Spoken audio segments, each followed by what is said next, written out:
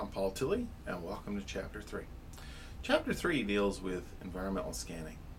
Now, again, fancy name that we really need to take a look at. What does it really mean? What it means is if you're a business, you're operating in what's considered as an environment.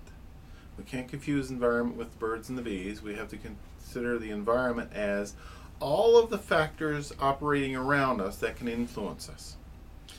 And generally, these factors include economic forces, technological forces, regulatory forces, political forces, demographic, which is statistical data of the makeup of society, cultural forces, and economic forces.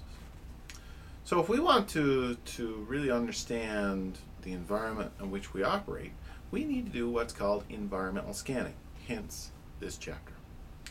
So what this chapter starts off with is, first of all, a definition of what environmental scanning is and how it's important.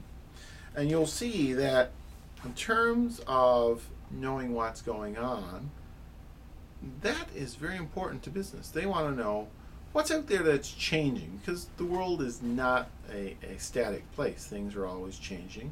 People's preferences are changing. People's ability to buy things change. Competitive products come into the market that can change the environment. All of these things influence how we as a company selling a product will do. And we cannot hide our heads in the sand. We have to be aware of those things so that we can adapt and change to meet the changing environment. So that's why environmental scanning is important.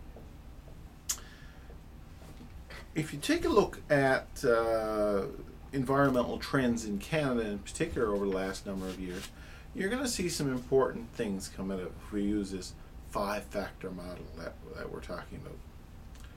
First of all, if we look at the very first factor in terms of what's going on in the demographic cultural environment, which is our number one environmental factor. What's happening to people? They're getting older. The average age of our population is increasing. After World War II, there were a whole bunch of people born. Those people are now approaching retirement. These people are collectively known as the baby boomers, and they were born somewhere between 1945 and 1965. They're probably you, or they could be your parents. These people have grown up in an age that has not seen any major war, has generally been very prosperous, and gone through a phenomenal change in technology. So these people are better educated, they live longer, they have greater home ownership, greater car ownership, and they have a fair dollar stored away because they've worked all their lives. And they either have it in terms of raw money or in terms of the assets they have. They have a huge amount of buying power in our society because the fact of the matter is there are just so many of them. We also look at the generation that came behind the baby boomers, the kids of the baby boomers, Generation X they're known as. They have grown up with very highly educated parents and are very highly educated themselves. They have grown up on Sesame Street. They have experienced the internet. They have watched all the television there is to produce and watched all the commercials that have come with all that television. They're very discerning. They're very concerned about what they buy. They're environmentally concerned. They're value concerned. Different type of market, really, than the baby boom generation that came before them. We also look at the makeup of the Canadian environment in terms of our population. Whereas 50 years ago, after World War II, a good chunk of the Canadian population were of British or European descent. Now look at the Canadian population. Changed. Again, Asian descents and people from all over the world have come to Canada. So the nature of the Canadian makeup has changed quite a bit.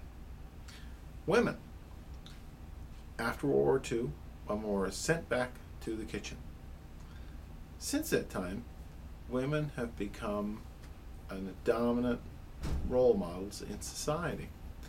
the equal rights movement of the 1970s, coupled with generally a sense that women are just as active and participating in our society as anyone else, has certainly been a big sea change for many marketers, many companies, many governments, and it's been a positive change. But on the other hand, many companies who are used to doing something a certain way probably can't do it that way anymore. You won't see young women flaunting cars so much anymore, seeing that the bulk of cars are bought by women.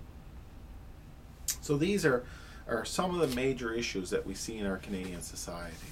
Now, just in terms of a couple of other little issues that may be brought up there, this issue of blended families, two divorced couples getting together and creating that creates a change, and we look at how families evolve, and the decision making as families move along can change as well. The other issue that goes in terms of the first force is dealing with culture. How has our culture changed? What are some of the cultural taboos of 40 years ago? Are they as culturally taboos now? And does it impact on what people are willing to buy or what people are willing to accept? The second major force that we're looking at is economic forces. Now, economic forces tend to be focused on money. And that is subdivided into two basic categories too. That is the health and well-being of our economy as a whole, how much money is operating in our economy. And we just came out of a major recession, for example. That would be a major economic force on a lot of businesses. If people can't afford to buy, that's going to have a big impact. But the other issue is, on a much narrower level, is how much money do people have to spend? Do they have a considerable amount of money? Are taxes chewing it away? Are other necessities chewing it away? Has the cost of living gone up so high that people just don't have money to spend on things? That's going to impact. So the amount of money people have in their pocket is going to have a big impact. So that's a major focus of the economic forces. I'll pick up the other three in the next video.